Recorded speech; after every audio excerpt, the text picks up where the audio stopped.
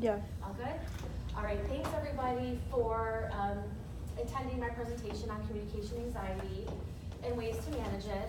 I don't think a formal introduction is required here because we all work together every day, but I wanted to let you guys know why I'm doing this. So I decided last year to go back to school and finish my degree, and to push myself, I decided to minor in communication.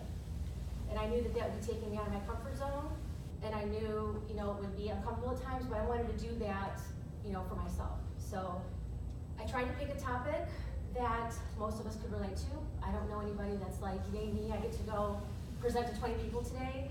So hopefully you will take something away from this. You might learn something, maybe some stuff you know already, but maybe there's something new. So away we go. All right, so what is communication anxiety? It is fear of speaking in front of others. Some examples are speaking in front of a group, interviewing for a job, or maybe discussing something uncomfortable with somebody can cause you some anxiety.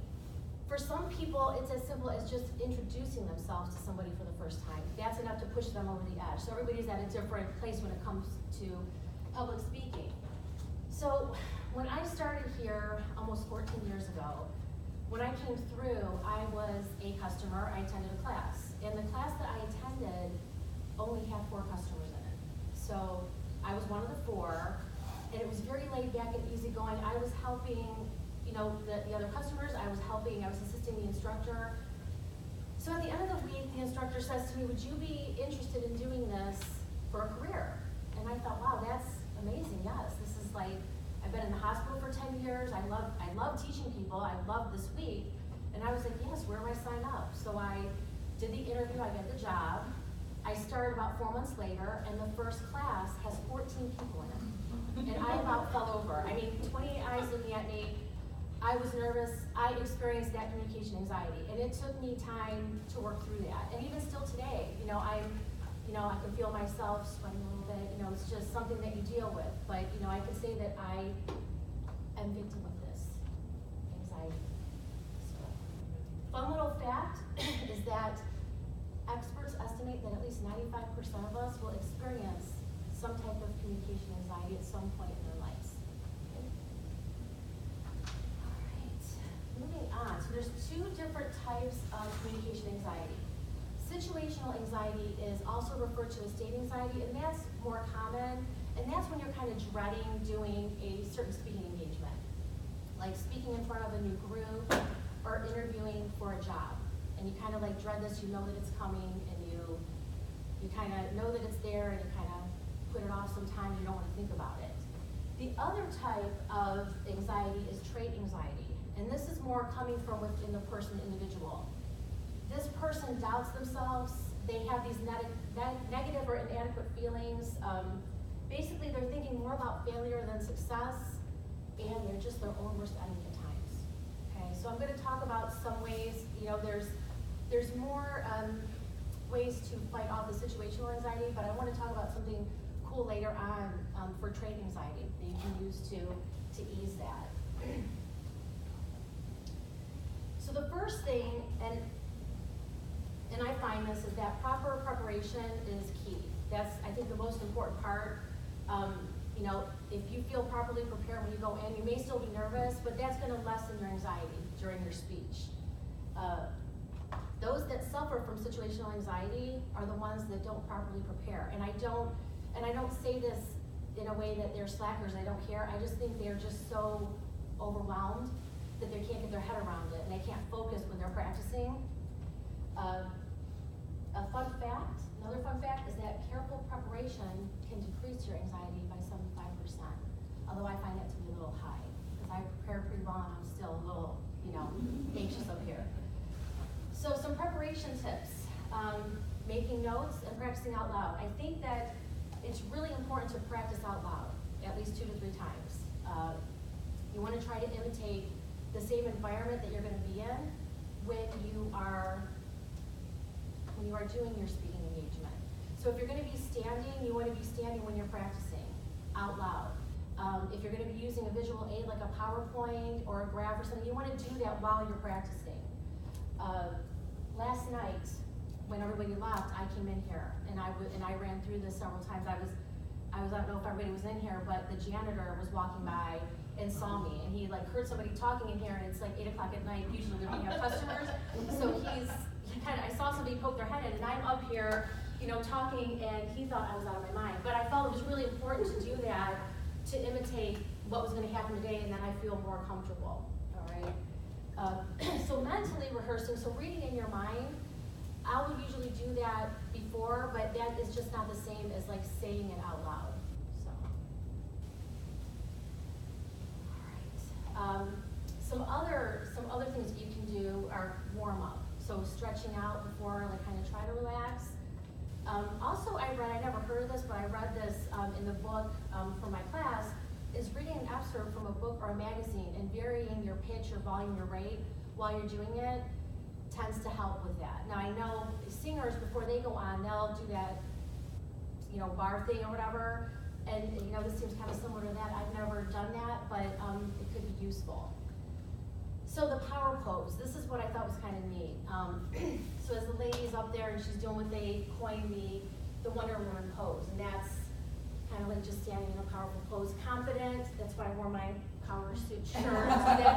But you just stand with your, you know, shoulders back. You're in a confident stance. This can be used to increase your confidence level. And what I'm going to share with you guys is this is from my class, and it's just a 2 minutes, like less than 2 minutes from this video that we watched. But it talks about a study that doing these power poses for 2 minutes before going into a stressful situation, how much that can help, and the effect that doing these power poses can have on your hormone levels, your cortisol and your testosterone. So your cortisol level is your stress hormone, how well you're going to react to stress. So you want your cortisol level to be down, because then you're going to react better to stress. Your testosterone, when we think about that, we kind of think about muscles and men inject themselves, but in this term, I'm talking about your overall well-being, your energy level, how well you're going to react to a situation. Okay, so this is just a 2 minute snippet, and I thought it to be really neat. So let me find this here.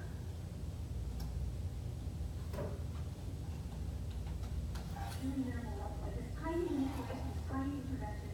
For 2 minutes you say, I want you to stand like this, and it's going to be more powerful. So this is what we did. We decided to bring people into the lab and run a little experiment.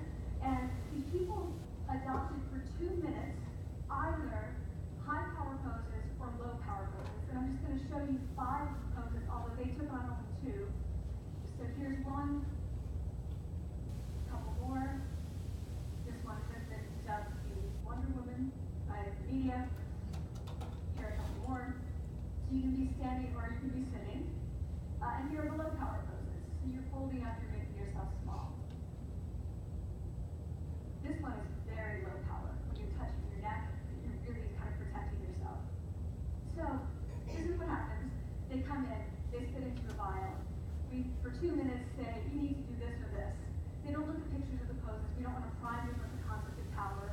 We want them to be feeling power, right? So 2 minutes they do this. We then ask them how powerful do you feel on a series of items, and then we give them an opportunity to gamble, and then we take another saliva sample. That's it. That's the whole experiment. So this is what we find. Risk tolerance, which is the gambling. What we find is that when you're in the high power pose condition, 86% of you will gamble. When you're in the low power pose condition, only 60%, and that's a pretty whopping significant difference. Here's what we find on testosterone.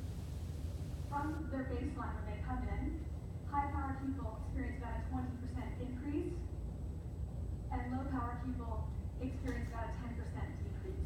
So again, 2 minutes and you get these changes. Here's what you get on cortisol.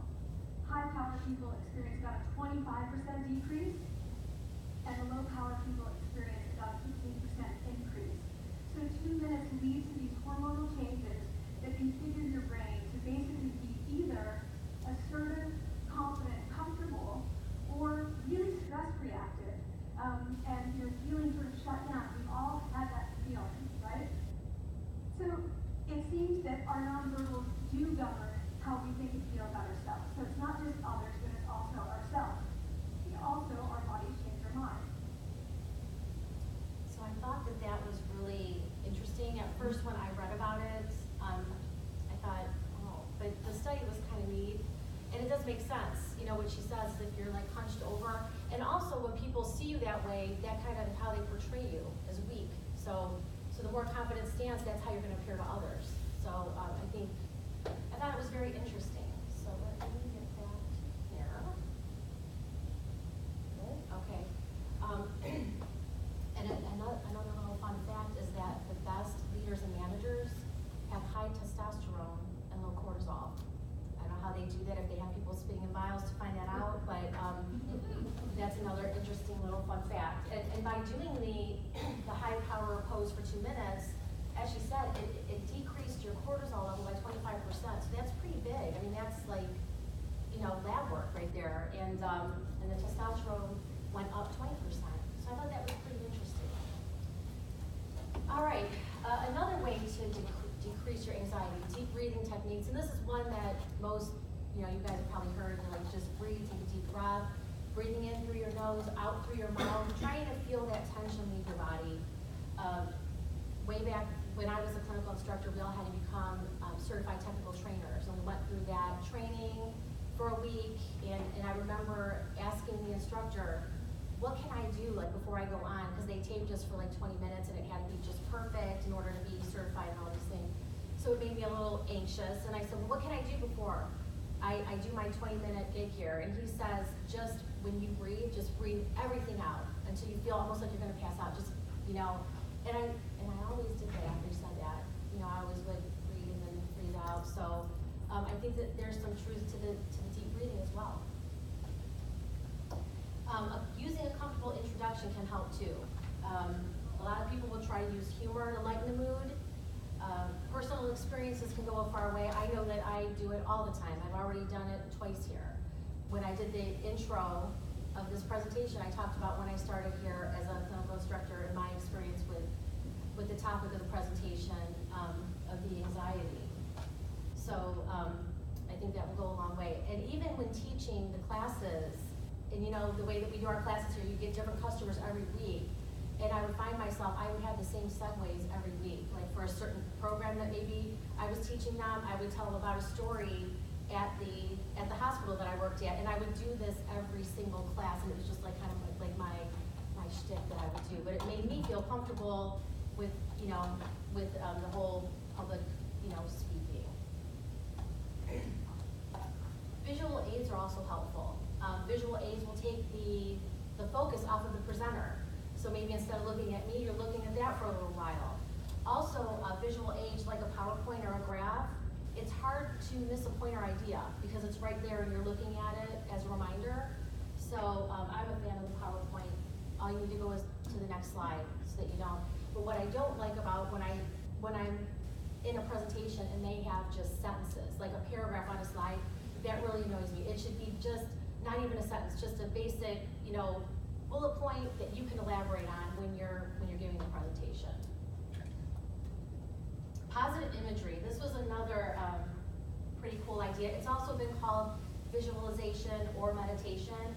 And it's basically, and this can be used for situational and training anxiety, for both. And you're basically creating a positive mental image of yourself succeeding at presenting your speech or your speaking engagement. Now this can be used, and you'll see in the next slide, it's also used a lot in sports.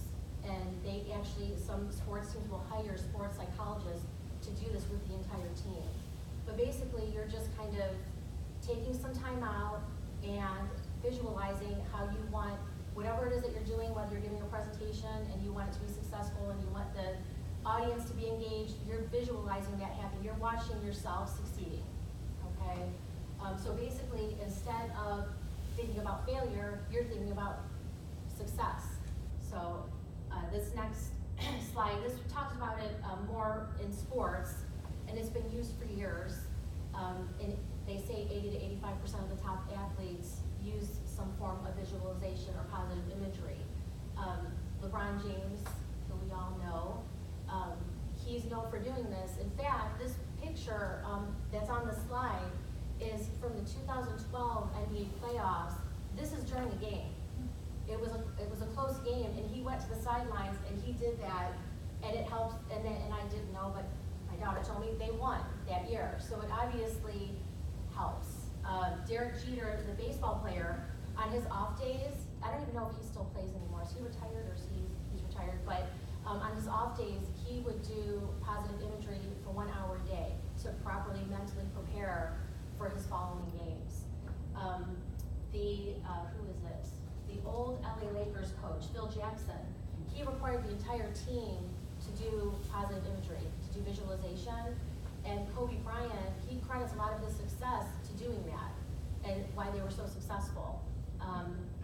Olympic medalists, Michael Phelps, the swimmer, he does it. The gymnasts, Simone Biles, Shaun White, they all do this. They're so successful, they probably have a sports psychologist assigned to them that runs through this on a daily basis. But it definitely has proven to be very successful in sports, and I could see where it be successful with speaking in front of people. So I hope that you guys got something from this. I hope that maybe you learned something. I appreciate you taking time out of your Friday afternoon